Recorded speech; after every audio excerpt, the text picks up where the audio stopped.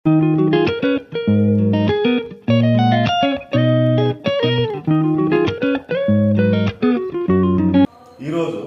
భాగాహార పద్ధతిలో కాసాగు ఎలా కలుపుకుంటా చెప్తాం. ఉదాహరణకు 12, 15ల కాసాగు. భాగాహార పద్ధతిలో 12, 15లను ఇలా వేసుకొని రెండు సాధ్యమైనంత వరకు ఇచ్చిన రెండు సంఖ్యలను ఒకే సంఖ్య చేత భాగించేట్టుగా చూసుకోవాలి. ఒక సంఖ్యను భాగిస్తే దాన్ని వేసుకోవాల్సిన అవసరం లేదు. ఇప్పుడు రెండు సంఖ్యలు ఉమ్మడిగా భాగించే ఒక సంఖ్య ఏది? 3. 3 4ల 12, 3 5ల 15. ఇంకా ఈ 2 4 5 అనే సంఖ్యలు రెండు కూడా ఒకే సంఖ్యతో భాగించబడవు. కాబట్టి ఇక్కడతో ఇది ఆపేసి 3 × 4 × 5 ఈ మూడింటిని గుణిస్తాం. 3 4ల 12, 12 5ల 60. ఈ వచ్చిన సంఖ్య కాసాగు. ఉదాహరణకు 2లో 3 అంకెల కాసాగు మనము భాగాహార పద్ధతిలో ఎలా కనుక్కుంటాం చూద్దాం. 8, 12, 20 ఈ మూడింటిని భాగాహార పద్ధతిలో ఈ విధంగా వేసుకొని ఈ మూడిట్లో కనీసం రెండు అంకెలు ఒకే సంఖ్యతో కానీ అంకెతో కానీ భాగించేట్టుగా చూసుకోవాలి. ఇప్పుడు వీలైతే 3 కూడా భాగించవచ్చు. 2 4ల 8, 2 6ల 12, 2 10ల 20. మళ్ళీ 2తోనే పోతుంది. 2 2ల 4, 2 3ల 6, 2 5ల 10. ఈ 3 కూడా 2 3 5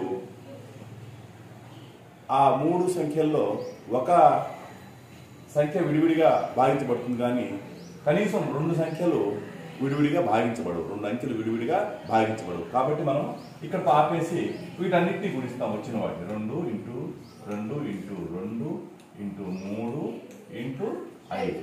2 2ల 4, 4 2ల 8, 8 3ల 24, 24 × 5, 5 4ల 20, 24 × 5, 5 4ల 20, 5 2 10, 12, 120. ఈ వచ్చిందే కాసాగు అన్నమాట. సామాన్య గుణిజం కనుక్కునే ఇంకొక పద్ధతి.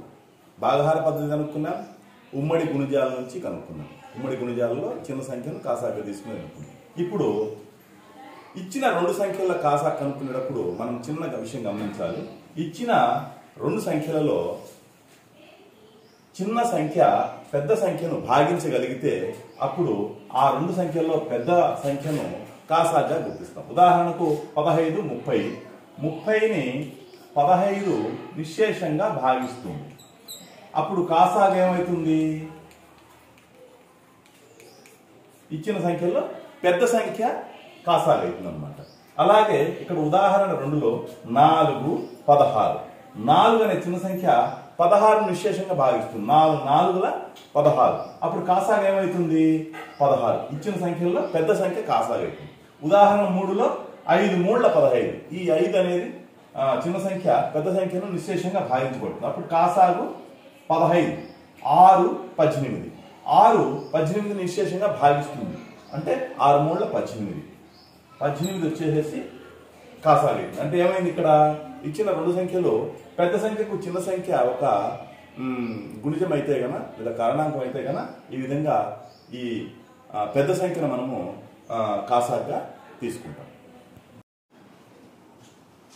ఇక్కడ ఇచ్చిన సంఖ్యలను గమనిస్తే ఈ సందర్భాల్లో కాసాగా ఎలా కనుక్కుంటామంటే ఇచ్చిన రెండు సంఖ్యలు ఒక సంఖ్య ఇంకొక దానికి గుణిజం కాదు. కాబట్టి ఇలాంటి సందర్భాల్లో చిన్న సంఖ్య పెద్ద సంఖ్యను భాగించలేదు. ఇలాంటి సందర్భాల్లో ఏం చేస్తామంటే రెండు సంఖ్యల యొక్క లబ్ధము కాసాగు అవుతుంది. 3 7లకు కాసాగు 3 7ల 21.